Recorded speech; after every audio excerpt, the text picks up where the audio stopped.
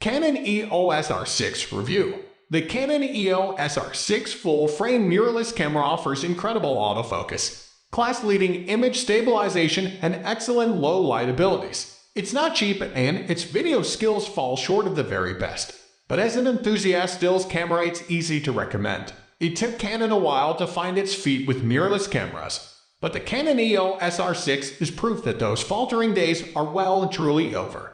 A quick look at its spec list shows it's capable of going head-to-head with the best mirrorless cameras from Sony, Nikon, and Fujifilm, and indeed beating them in some regards. How so?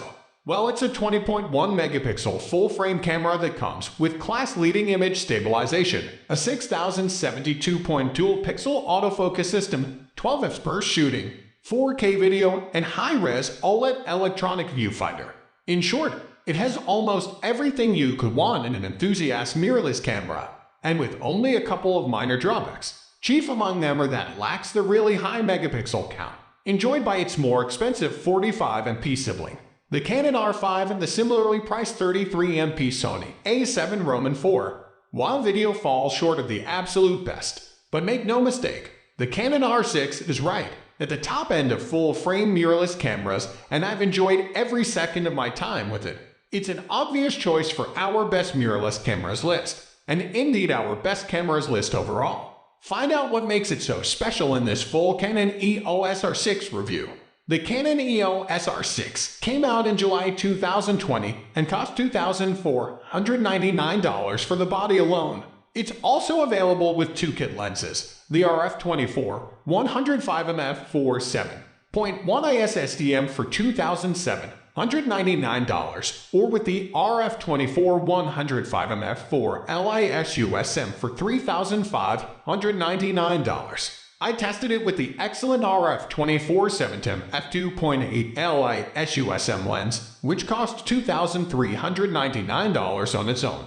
But don't think you'd have to spend that much, as Canon now has a 24-model-strong range of RF lenses, all of which are compatible with the R6. These range from the $199 RF50 f1.8 SDM to the $12,999 RF600 f4 LIS USM.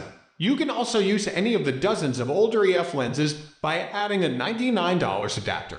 Or there's a $199 adapter that also gives any EF lens the special control ring function found on all RF lenses. There's also a battery grip. Some of the best mirrorless cameras have real flair about them, but the Canon R6 is not one of them. There's no retro charm as on Fujifilm's or Olympus cameras, and no real attempt to move away from the look of older Canon DSLRs. That's clearly a deliberate decision. 2. Canon's own marketing for the camera talks about how anyone who's used an EOS camera before will find it reassuringly familiar, and it is. But while that decision makes a lot of sense, it also makes for a fairly nondescript camera. But looks aside, the R6's design has a lot going for it. The body is mostly crafted from magnesium alloy, but Canon added tactile rubber bits where your hands rest, and the grip is big and provides plenty of purchase. It's quite a large camera, more than 15% bigger and slightly heavier than the Sony A7 Roman IV, for instance, but it's very well built, offering full dust and moisture resistance so you can shoot in poor conditions without worrying about damage. When it comes to controls, the Canon R6 feels very DSLR-like. There are certainly plenty of options, 16 buttons plus 3 control dials, a mode selector, on or off switch, and AF joystick. And of course you get touch controls too. Add to that the fact that all RF lenses have an extra control dial on the lens itself, and you have plenty of ways to control the camera. That doesn't necessarily mean you'll always know what you're doing, though. In theory, the 3 control dials give you control over your main shooting options, but because they aren't labeled and can be customized to your heart's content, you'll need to spend some time with the R6 before it all becomes second nature.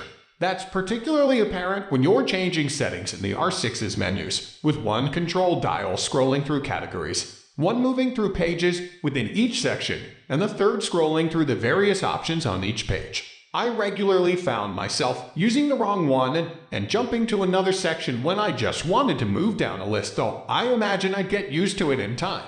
Personally, I prefer Fujifilm's standard practice of a dedicated ISO dial and aperture controls on the lens. But that might just be familiarity.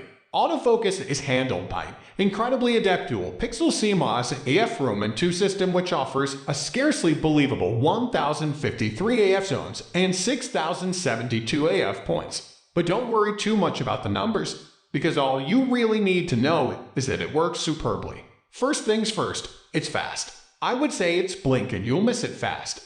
Except that it's probably faster than that, quick as it is to lock onto subjects, though its tracking capabilities are probably even more impressive.